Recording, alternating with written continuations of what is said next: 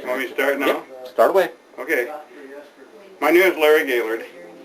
I've been on the village council. I was on there 30 years. I was on there 25 years as the president. And what we done during my time was on the council, Mesick was, back in them days, was pretty much rustic. We didn't have a lot of things. We didn't have an ambulance service. We didn't have much of a fire department. We didn't have a lot of things. During that time, we got a good ambulance service in here, upgraded our fire department to top notch. We also brought a trailer park in down in the river that was bankrupt when I went in there, and they were going to foreclose on it, and we got them to stop that. And now it's doing excellent. It's bringing in close to 40,000 people this summer down there, which is a big asset to our village. So that's some of the things we done while I was on there, plus upgraded our streets, our businesses, our roads, and so on, and never raised our taxes all the years I was in there. And how we done that was I went down to Lansing and lobbied with them, told them we didn't have we were really low, no financing here, no businesses, not much money.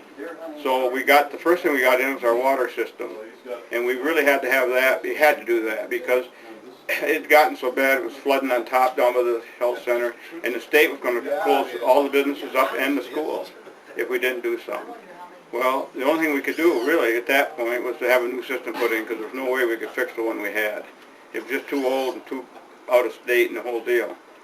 So we went and got money for that, and we've got a fairly good grant for it, so it only costs the people roughly about $20-some a month for water now, which is pretty reasonable, and we got a really good system. So we took care of that. So then the sewer system was the next thing, and that was, we never had one. Everybody had their own things. Well, businesses here in town built right up to their boundary lines. They didn't have really any room to put stuff in. And it was run down the alleys, and again we was in trouble. We was going to be closed. They were going to close the whole village. But the guy in Cadillac that was in charge of it, I knew him, and he worked with me. He said, I'll work with you, and we'll send letters, and we'll see if we can't get something done. I said, well, the thing is, we're going to need awful good funding to do this no matter what. So we wrote letters, about 8 or 9 of them, for over a year. And finally, they wrote back and said they were going to grant us 90%, which was unheard of. That guy in Cadillac couldn't believe it. He said, nobody ever gets a 90%.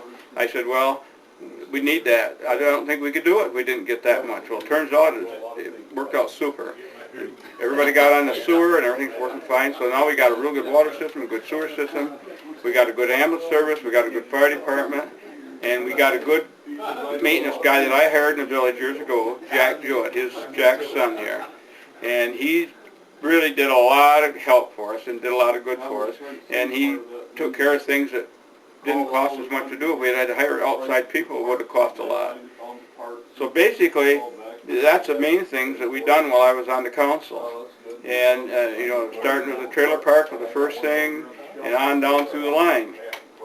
And the next thing I'd maybe like to say to people is, Mesick's only a mile square. We annexed land for our sewer, but nobody can live on it. So it's basically a mile square. All the land here is already owned by somebody. So people are retiring and they're moving to our area by leaps and bounds because it's the most reasonable place to live. And we got all these facilities. We got these national hills behind us, which are second to none. We got the river here, which is second to none. So we got a lot of things here that attract people to come when they retire. And we've had a lot of people retiring and moving to the area.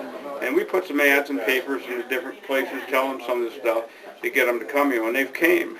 And you can drive around Mesick outlying area. Mesick got a little over 400 people, and we probably got 3,000 living around us.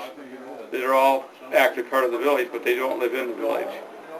So that was good. And then we also get a tremendous tourist people that come and go. And I had a business here for 40 years. I started there when I was 19 years old, and I was 40 years there. When I finally, both my kids didn't want to work 7 days a week anymore. One is in Albuquerque, owns a big insurance company. My other one owns an insurance company right here in Mesick. So when that happened, I decided I was going to retire off the council because I've been on there 30 years, so I did. So I don't know what's happened from that point on. But during my time, we done all these things, kept taxes low, made the living good for people, brought in thousands of people into this area. I know when the deer season come on, I'd open up at 5 in the morning, never close all night. It would be full of people all day. That's how good it got. And so basically the town, I think, has done it real well. We had a factory in here. We got in here one time, but it didn't pan out too good. It went broke 2 or 3 different times. Now they've got it still out here, and they're doing, I guess, pretty good, but it's real small. He's only got 10, 12 people working there, and they do some kind of woodwork out there. So he's been here for several years, but he came after I retired. So I don't know a lot about that business other than he still is here, and he's got some employment there. But our businesses have expanded. Pharmacy across the street, we didn't have that. I got that in here, and he's doing real well. And we've got mechanics. We've got mechanics that come in here that's doing well. So we've upgraded the village quite a bit, and we've upgraded our streets. They redid this whole street through here on some kind of a grant. It was after I left, and so basically that's the main things I wanted to talk about, is what we've done while I was in the business. And then I was maybe going to say a few things about Jack Jewett, Sr., how he cheated me when I was in business. Now this is all just for fun, and he'll get a kick out of that. Along with Bill Beach, he was an assistant. But is there anything you'd like to ask me? Well, you were here when you were a kid, right? You grew up here? Yes, I was born right in town hall. What was it like when you were a kid here? I mean, it's still rural. I mean, what's changed so much between now and then? Well, the time I was a kid till now, it completely changed. When we were growing up, my dad was a Standard Oil agent. He had a truck, and he got killed when I was 11 years old in a fire. And I was the oldest kid. There were 5 of us, and my mother made 6. My mother only got $27 a week from Standard Oil. We had to live on that. So basically, when I was 11 years old, I started working. And to help make money, we had to. We didn't have a choice. And the other kids were all younger than I was. So that part of it is about me and my dad, and so on. And we did everything we could to make money. My mother would hire us out. If people wanted their windows washed in her house, she'd hire us out to do that. Farmers hired us for haying and pickles and potatoes to pick up, and we just done anything we could to make some money. And we got by. You know, we didn't think it was bad times. I mean, we had enough money. We got 2 pair of Levi's a year for school, and we thought that was pretty nice. So basically, we got along. We didn't have any money, but we made it. So that's how we kind of grew up. And as far as the village goes, it was back when we started. It was just a small village, and it didn't have many stores. Now we've got a really good hardware store. We got a good pharmacy. We got 2 grocery stores that are both good. We got some mechanics that are good, because I was in that business too, and I know these guys, and they've came in here, and so we've really got just about everything you'd want in a big city, and we're a small one. And the cost of living here is tremendously cheaper than going to Traverse City or Cadillac or these other places. And we've had a lot of these people that live here now actually came from Traverse City and Cadillac once they retired, and they bought places around and built, because they can do it so much cheaper. That's why they did it. And we've also got them coming from Flint and all over the place. And most of them traded with me. I was fortunate. I started in that business when I was 19 years old, knew nothing about a business. But I just did what people wanted and did it as cheap as I could. And that's how we got business. So, and I went into several different businesses. When I got out of business, I had an automotive store, a parts store. I had a sporting goods store, a commercial ice business, mechanics and wreckers. So I got into about everything I could to make money. And then towards the end, when both my kids got out of school and went to college, they decided they didn't want to live in Mesick. One's in Albuquerque, and Bruce did come back to Mesick eventually. I decided then, I never advertised to sell my business ever, but people were after me all the time. And so I picked a guy I thought would be honest, and I sold it to Serbia in Traverse City, and he is honest. And I'm glad I picked him. I had guys in Grand Rapids and all over wanting to buy it, but I think I did the right thing there too. And of course, I was married 52 or 53 years now, and my wife's a big part of my life. Well, thank you very much. Okay. I don't know if she has any other questions for you. Let me pause it real quick. I'll find you. And, okay, now start over. Okay, I'm Bill Beach, and I'm 81 years old, and I've lived here all but 5 years of my life, I guess. And Don? I'm Donald Clark, and I'm 89 years old, and I moved away when I was 5 to Cadillac, and then come back after the service, and operated a grocery store here in Mesick. And we've been discussing the village of Mesick, the stores that were here when we can remember. And starting on the north side of the street, the first one was Shepherd's. And I don't know what all he sold in there. I think it was shoes and horse collars and harnesses and I think he did repair work on leather too, possibly. Yeah. And he was a Seventh-day Adventist. Yes. And he never opened up the store on Saturday when the sun went down Saturday night. Wasn't that right?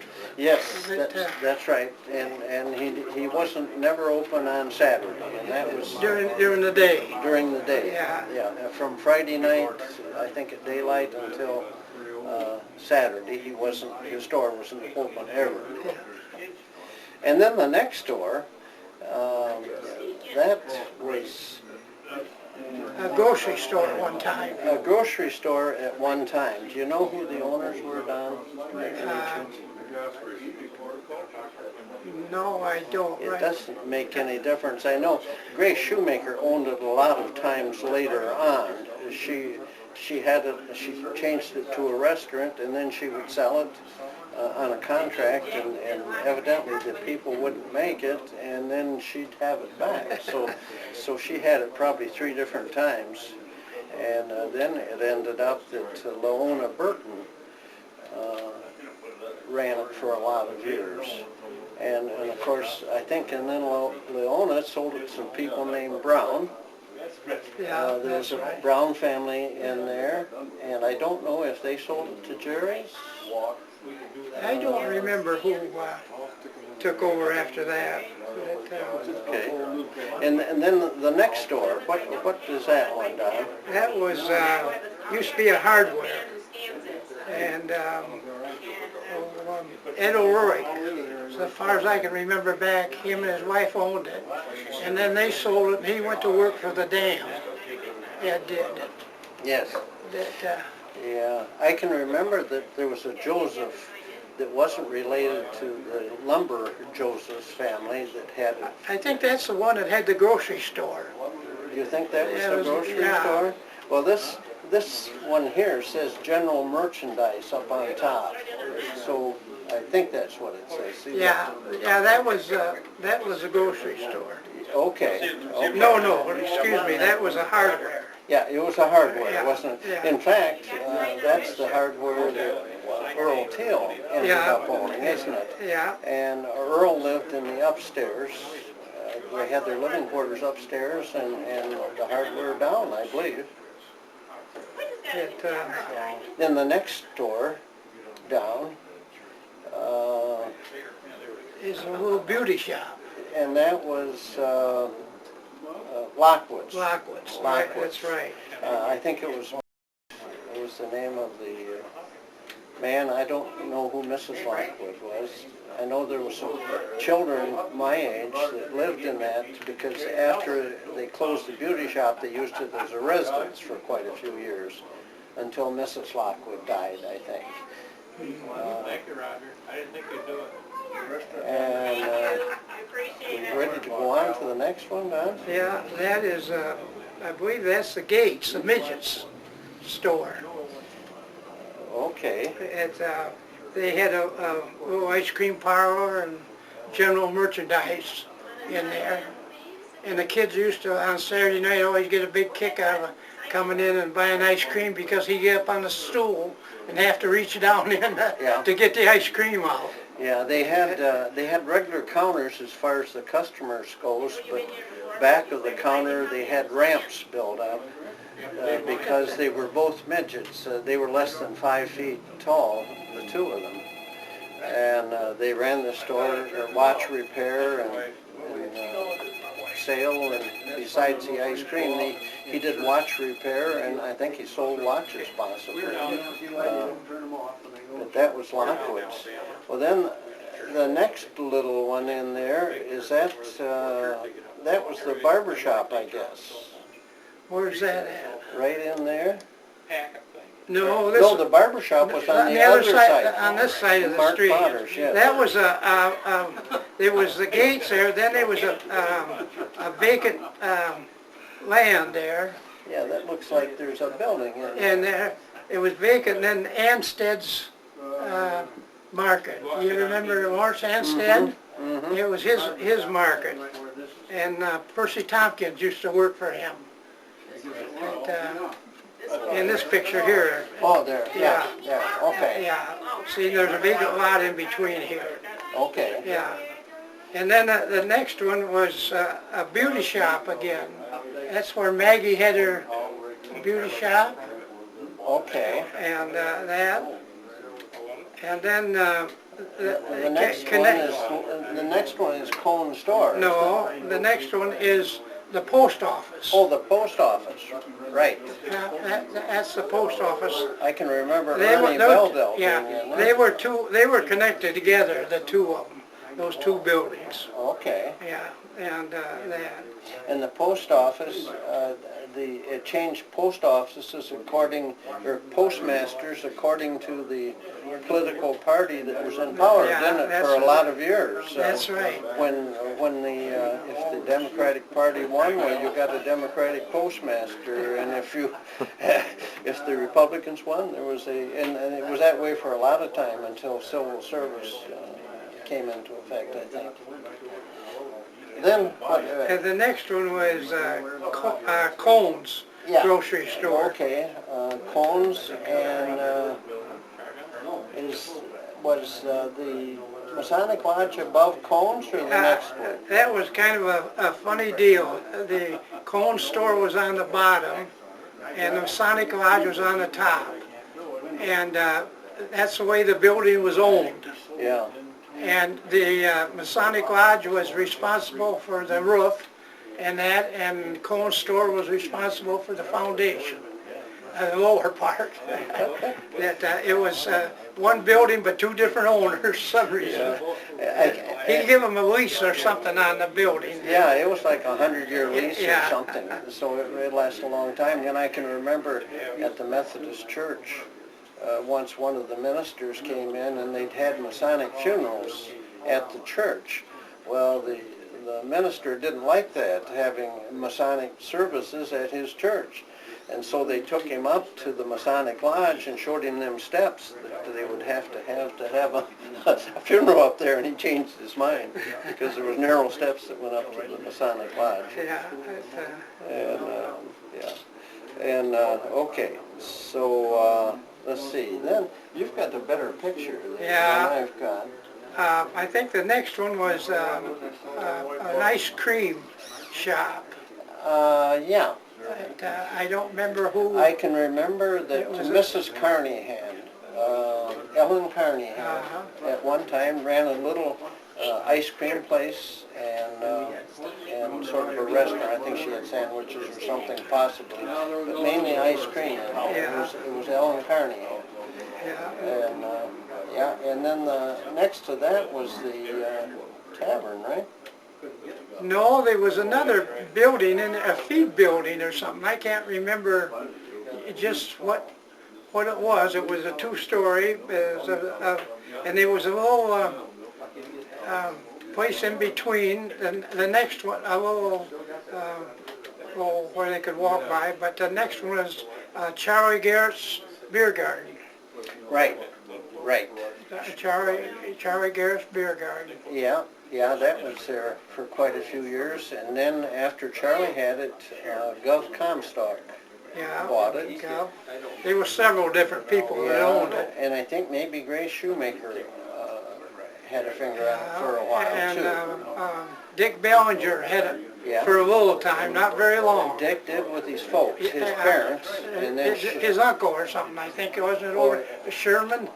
There, his uncle used to come over and run it for him. Oh, I was thinking it was his dad. His dad and mom were here, and then his mom was killed by the train in the able That, to, but, okay. and then I don't remember, there was another little store in there, it was vacant, I don't remember, connected with the drugstore there. Oh. I can't remember what was in there, if there was anything at the time. Well, I can remember that the drugstore, of course, the drugstore where was that?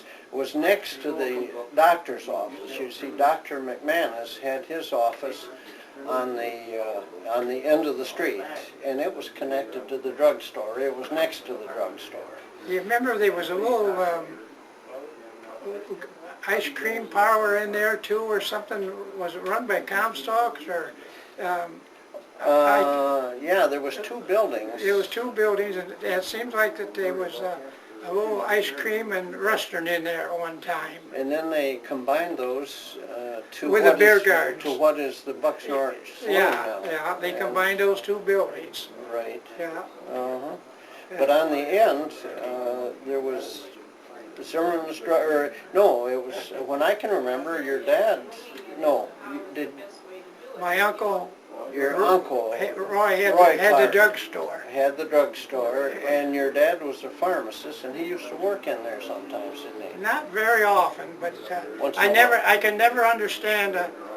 My dad, at that time, it was under my dad's name. He was a registered pharmacist, Right. but he never worked in there too much. Roy worked in there most all the time. Okay. And how they got away with that, I really don't know. But at that time, you know. People just trusted them because Roy was definitely a nice fellow. He was really Yeah, a they nice fellow. just trusted him. Yeah, and so. And, And then Zimmerman had it after that. yeah, Zimmerman had it after that. But then, and about that time, Zimmerman bought the Dr. McManus office that was on the end, and he made it into apartments, because I can remember there was, I think Betty North and Which used to be Miss Betty Williams. Benson, yeah, is Betty Williams, Yeah. and now she's remarried. Yeah. But they, Betty North and Miss Benson, and I can't remember Miss Benson's name, they rented that apartment. Yeah, they had a apartment. That was, for years, Doc McManus had that. And he was just about a doctor of everything, a doctor for patients, and also he done some dental work. Yeah. He pulled teeth. And He pulled teeth. And so the people here either had Dr. McManus or Dr. Purdy from Buckley. Yeah. Because there was the two local doctors, and they made house calls. I know my brothers and sisters and myself were all born at home, and I was born, Dr. McManus was my doctor, I think, and Dr. Purdy was my older sister's doctor, and so that takes care of that side Yeah, I of the can street remember pretty one well. thing special about Doc McManus, that Jim Sparks come into town one Saturday night to the show, and he had a toothache, and he had to go down to Doc to get it pulled, and he had a big old cut of Copenhagen in his mouth. But he was just kind of an all-around man. And I come through some things at home one time that my dad had wrote out on a postcard or something. It was Doc's birthday, and if you see Doc, buy him a cigar. He was always smoking a cigar. He was always smoking a cigar. Yeah. We have quite a few of Dr. McManus's, like his sign and things like that here at the museum. Well, I think that pretty well takes care of that side of the street. I think it does too. Yeah. Now, I don't want to do the other side now, or? Might as well, the history of music. Okay. This has definitely changed over the See, years. we got a good Boy, picture of the other side. I don't know. Well, of course, on the end was it was a garage. And when I can first remember, McClish, Don McClish's dad, what was his Frank. name? Frank McClish owned the garage. And he ran it for quite a few years. And then I think that Frank Saul bought it from him. And Frank Saul ran it. And then after Frank Saul moved down by the depot property. Then Dwight Howell was in there for a little while. He was in there, yeah. Remember? Yeah. And after Dwight Howell, who came next? Can you remember that? I don't remember. There was a store in there, but I can't remember. There was a fire. Well, at the gas station, they had a fire at the gas station. And so I think maybe they tore the buildings down and replaced them with a new building But after the fire. There was two buildings went there, yeah. wasn't there? And so that was the corner building. Well, then the next one was, as I remember, was Ray Morrell. yeah, that's And he was right next, there was a grocery store, and he was right next door to C.R. Bell. yeah. And and then, of course, Al Johnson ended up buying, I don't know if he bought Morrell's first. I think he bought Morrell's first, and then eventually bought He bought the Bell. Bell, C.R. Bell. So he bought the big store. Yeah. Okay. And they sold everything from soup to nuts at that time. They had everything. And clothing and all that. Clothing, that line. right. Yeah, that It was almost like a five and dime store, Yeah, wasn't it? yeah. Uh-huh. Yeah. But the east side was grocery store, and then it was dry goods on the other side. Yeah, but, And that was in the big store. yeah. And then, of course, the little store that Ray Morrell owned, I know that it turned to a jewelry store. Old Bailey, Everett Bailey was in there for a while. Can you remember that? Yeah. Huh? But, And so, and then I guess the next one in line was the next door there. but no, I think it was just a vacant lot, then the hotel. And then the hotel. Yeah, the hotel. Yeah, and the hotel, that really has an interesting history. I don't know, I see signs with a lot of different names on top of it. But when I remember it was owned by Barber, Dean Barber. Yeah. And then Dean Barber ran it for quite a few years, and then he moved to Glengarry and had a boat livery down there in the Bile. And let's see, can you?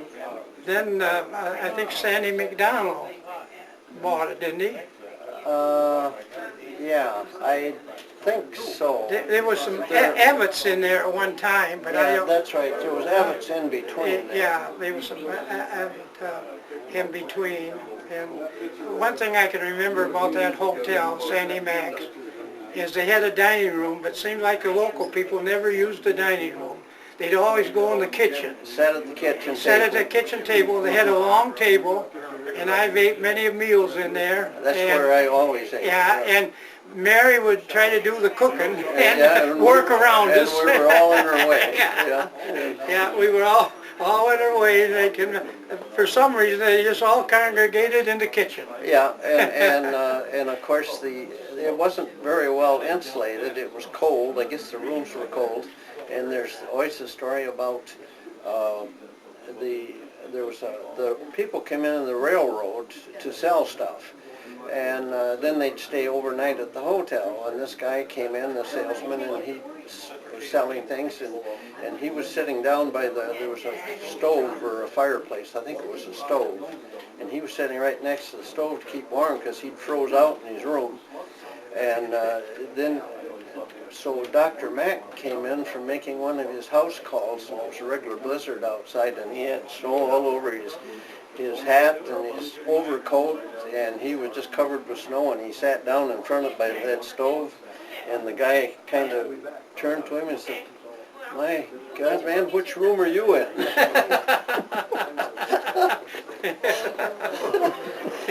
But anyway, it served its purpose. Yeah. But in later years, the rooms weren't modern enough, No, and mainly the restaurant. yeah. So what do we got? And then we had a vacant lot, in there. That was on that's the porch. There was I remember you used Right. to go through that. Then the barber shop. Yeah, Mark Potter's barber shop. That used to, my grandpa Spink used to be a barber Did he? in there years ago, and he sold it to Mark Potter. Okay, so Yeah. your grandpa Spink had built the building, and Well, probably. I don't know if he built it, but he had a building, and they had 2 pool tables in the back end of the barber shop. That's right, yeah. And they had that. And the next one was, Well, all of the barber boys became barbers, yeah, too. they all, There was Guthrie and Leslie and Archie, Archie. and Archie became a school teacher, and Leslie, I think, was in the military, maybe. He was a colonel or something. I can remember my grandpa in the barber shop years ago. He was named, I can't think of his first name, but his last name was Cole. And he went down to the depot and he would pick up the freight down there and deliver it to Right. the stores. Yes. And I used to like to ride around with him to deliver that, and he charged me 10 cents. And then I'd get it from my grandpa, and then afterwards he'd give it back to my grandpa, the money. Oh, okay. Yeah. Okay. Yeah, Yeah. And so, where are we? then there was a little apartment in there, Rube Updike. Yeah, Rube. You remember, one-legged fellow. Yes, he was one-legged, and he was quite disabled, and his wife Lottie. Yeah. And they lived there. I don't know. They probably raised their family. I don't know. I think that was in later years. I think they raised their family elsewhere, didn't they? Yeah. But they lived on Main Street. In fact, they were the only ones. They lived on Main Street there for years. And when I worked on the main street, whenever I'd walk by, Lottie would tap on the window, Yeah. and she'd have an errand for me to do as I went by. Yeah. So, and and then then next to that was it the bank building? No, a printing shop. Oh yeah, Rice's printing shop. Rice's printing shop. Yeah, Right. Rice's printing Rice. shop. In later years, we bought that building to build a bank, and there was such a huge concrete slab under there for the printing press that the contractor couldn't move it out. He dug a great big hole and buried it down there and just left it I'll be darned. from that printing shop. Well, then after it was a printing shop, then there was a beauty shop in there for a while. And then there was also a doctor's office. Yeah. Osteopathic doctor. Two doctors. Was in there for a while. Taylor, Dr. Taylor from Traverse City was in there, I can remember. And and then Nellie Miller owned it. She bought it and rented it out. She made apartments out of Now, it. wasn't there a upstairs. library in there at one time? Or not? She made apartments out of it and rented it out. Right. But then the next building was a bank. Yeah, the next building was the bank. Well, then when the bank decided to expand and buy the one next door, it made it into a laundromat. And so it was a laundromat for quite a few years. Well, then the bank bought it back and took it down, raised it, and made it the drive-in window area for the bank. Well, there was a hardware that they tore, Johnson's Hardware. Yeah. That was on the corner, which the bank bought out And remodeled. I think they tore it down and didn't Well, they did eventually, but They- they remodeled it, and it was a bank from probably 1952 till probably for 10 years anyway. But that Johnston's Hardware, Willie Johnston's Hardware, that was an interesting building because it was a hardware on the bottom, and the upstairs was originally it was a theater. The performers would come in on the railroad, and they get with their trunks and their costumes and things, and there was a stage up there, and they would have stage plays. And there was an old elevator in there, I think it was hand operated, that they would take their luggage up to the top, or take their trunks and things for these things. Well then, after that, it became well, when the school burned, for a while they used that room as for basketball. They played basketball up there. They had to be careful because the ceilings weren't too high, so you couldn't loft your ball very high, because if you did, you hit the ceiling. Did to see it. And also there was a wood stove. Did they ever use that for roller skating too? Yes, after that they used it for roller skating. Roller skating Yeah, up there? yeah. Every Saturday night, I can remember the kids would gather there and It was roller quite a skate. community building upstairs they used, wasn't it, for different things? It really was. Yeah. And so that, I think we covered that side, except across the street was a gas station. Walt Edwards gas station. Right. And and then there was a telephone company right next door. Right. And Yeah. so I think That's pretty well covered that side of the I street. think that's probably enough. Yeah. Okay. Probably too much. Probably too much. Yeah, it Give could us be information censored. so we can know. Huh? That way we can take the information. Start it here. Okay, now go. I'm Bud Miller. Diddy Sparks. Okay. And what are we talking about today? Well, I don't know, what do we, Parking lot too. Well, what are your memories of music? I mean, they just want to talk about downtown. About Teals, right? And so, Teals. what's changed between when you've grown up here versus now? And what are your memories of Wallace Town? oh boy, I got memories of this town. I was born and raised 4 miles east of here. I mean, 4 miles, no, it used to be 6 miles in the town. We had to come around, but by 115, out 115. And, I used to have to, we had some big horses, Rock and Maud. They were that wide across their back. I used to ride them into town here to get them shod. And there was 2 blacksmiths here at Mesick. Ad Butler had a blacksmith shop right up where the Advent Church is, and Frank Tubbs had a blacksmith shop just out in the corner of town here. And I'd bring them in to one blacksmith one time, and the other, because I liked them both. And At 5 o'clock, and I don't know just... but we used to come into music here on Saturday nights, all the summertime, and the movies. They had free movie shows here in town. And we never missed that, because that's the only shows we ever got to see. And yeah, I remember those things real well. But that's been a long time ago.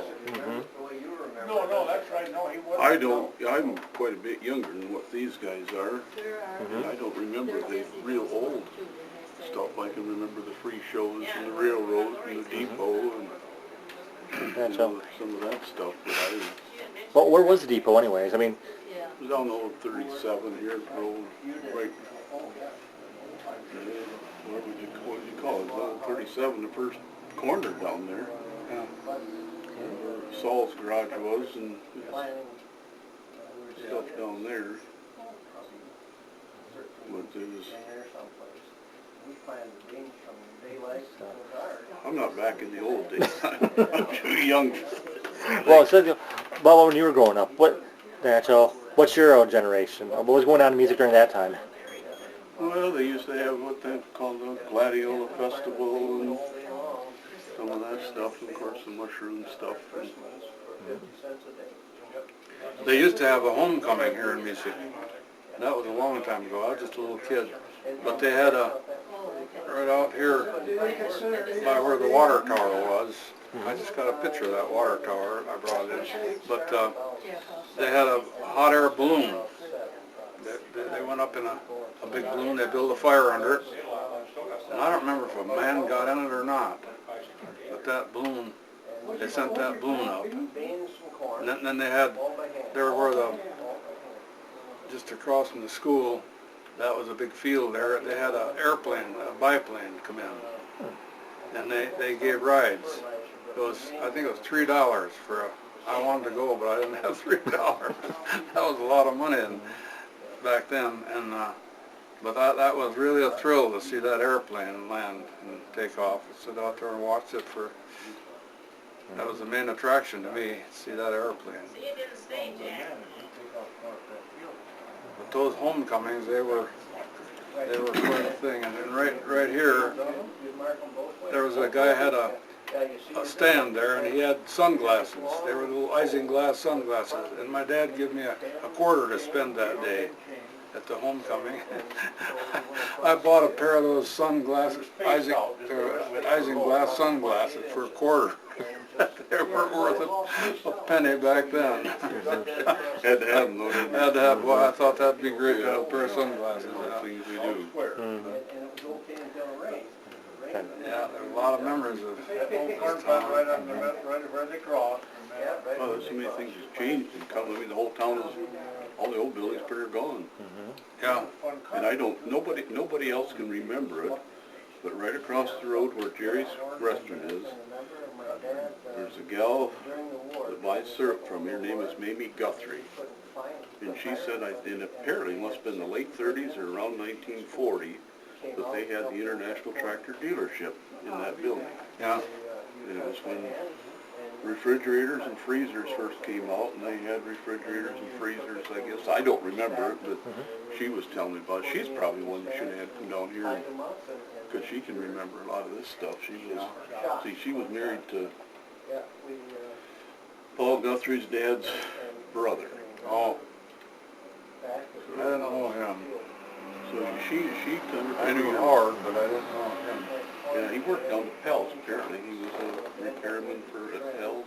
Oh, For yeah. years, I guess. Yeah, sure I knew him. Yeah. Yeah. Everybody, I guess, yeah. knew him. Right. Anyway, that's something that, and they must have not been there very long, because nobody can remember it. I don't know if everybody mentioned that to them. But she said they had tractors, apparently they must have had the front of that building opened up because they had tractors right inside where that restaurant was. But refrigerators and freezers was the thing. And then I guess Dwight Howell bought it out, and he took it wherever. Well, apparently that's when he built the new building out where the county garage was out there. Right here's where this building is where the old barber shop used to be. Mark Potter had a barber shop right here. This town is a lot different than it was then. The bank, where the bank is the old Johnson Hardware, William Johnson Hardware. It was a big building. They had a big, it was a double story, and they used to have roller skating and up in the upper floor of it. It was all open, and they used to come down here and roller skate a lot. This Johnson Hardware, I have some memories about Johnson's Hardware. When I was a kid, probably 10 years old, 9, 10, I just learned to smoke cigarettes. And so we lived out in Antioch Township. There was three of us neighbor kids. There was Lloyd Spencer and Orville Redmond and I. And we were good friends. So we come into the town on Saturday night. Our folks brought us in to watch the show. So we wanted to get a pack of 20 gram cigarettes. It was 5 cents for a pack of 20 gram cigarettes. So we got, there was an older young man that lived out in our neighborhood, Wayne Palmateer. And so he was a bigger, older guy, so we got him to buy us a pack of cigarettes. So we went out and we got our cigarettes, went out and back at Johnson's Hardware, and we were just a-puffing away, and Bowman Johnson, the owner, came out, and he says, "What's going on out here?" Of course, it was obvious what was going on, and he knew me. And he said, "Bud Miller," he said, does Chet, my dad, does Chet know you were hanging around the alley smoking cigarettes? And I said, "No, sir." And he said to Lloyd Spencer, "What's your name?" And Lloyd says, "Wayne Palmateer." You know, it's older. and so then he asked Orville Redmond what his name, and he said, "Lloyd Spencer." I'll never going on forget for that years, as long as then. I live. And Bowman never did tell my dad that I was doing that, but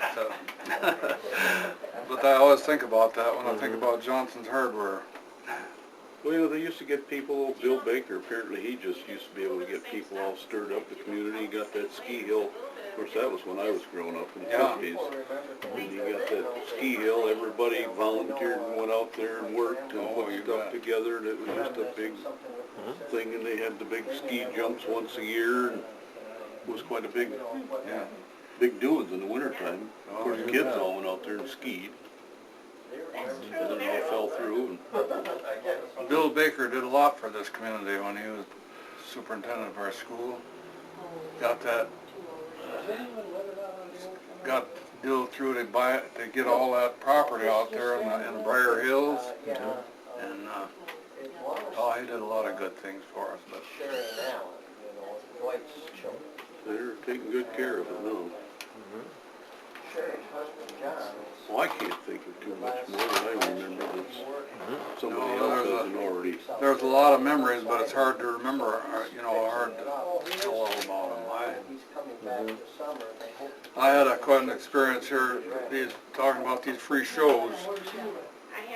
One time when I was in the 11th grade in school, my best buddy in school was Ted Clune, and we would look at pictures in the magazines and stuff about all the different places there was, you know, out in the west and everything. So we cooked up a plan that when school was out, we finished school in our 11th grade, we was going to hop a freight and see the United States. So on Saturday, we got out of school Saturday night, and I was to meet Ted under the railroad bridge. And because there was always a freight train come through Mesick, right when the show was on. So we was going to meet under the railroad bridge there, and so I got there plenty of time, and I waited. Finally, I heard that engine come puffing up the track, and Ted didn't show up. And just the last minute, his brother Jerome showed up. And he said Ted didn't feel good. So he said, I'd like to go. So the train stopped at the water tower. The engine stopped at the water tower on Preston Creek. And so when it stopped, we run along the train there until we found a boxcar. The door was open. So we got in that boxcar, and geez, there was a pile of straw in the corner. I thought, geez, this is ideal, a place we can sleep while we're traveling and everything. And we stayed in there, and pretty soon the train got underway, and it went and went and went.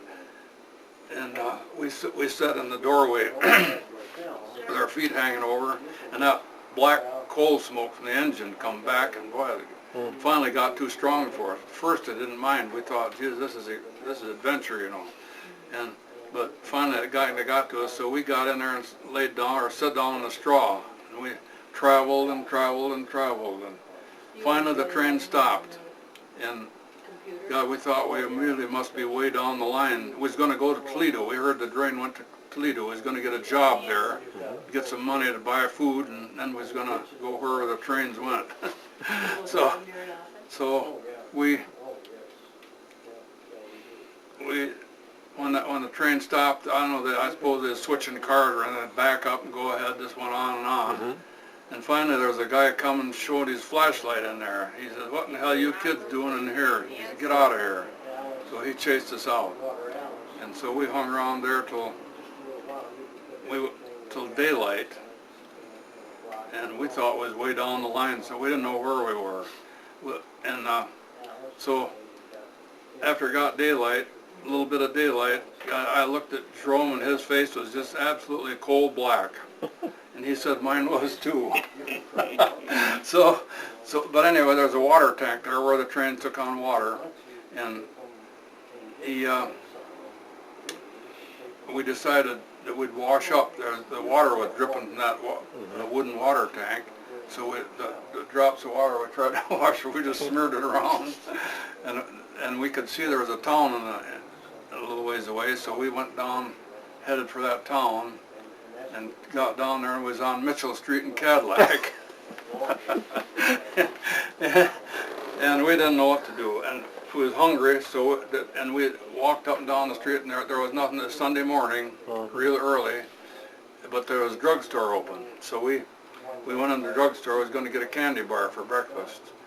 I had $1.50 or $1.25, I forget which it was, and that's about what he had. And anyway, the druggist says, "Are you kids from Mesick?" And yes. He says, "Is one of you Bud Miller?" And I said, "Yes, I am." And he says, "Your mother was just in here a few minutes ago looking for you." Well, she had gone out to, my sister, I had told my older sister Dorothy what I was going to do, but I threatened her with bodily harm if she told the folks what I was going to do. And so she,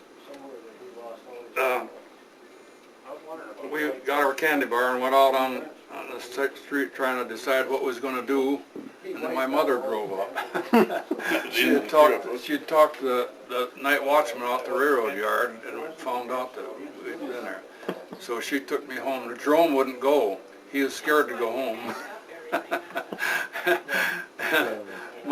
We got home and I got out of the car and my dad was there and he said, "What the hell do you think where do you think you was going?" And I said, real sarcastic he was to me. And I said, as sarcastic as I could be, is Africa. So that ended my hoboing. And I never hopped a freight since. You know, there must have been a bunch of them that took off, because my grandpa had a brother, George, that ended up out in Washington State. Yeah. He got killed out there. Yeah. And my grandpa on my mother's side had two brothers that went to Canada. Yeah. One went to Banff and one went to... Well, that was the only way to get anywhere is on freight trains. Yeah. And if you didn't have money to go on a passenger train, you rode on freight. Never did know anybody that knew why they went up there. Must be there was nothing here, I guess. Why my mother was so concerned, she had a cousin that got killed hobo, and he fell between two railroad cars and got run over. Well, that's... Okay. I can't think of any more that... I'll probably think of it later, but... Well, thank you very much. All right.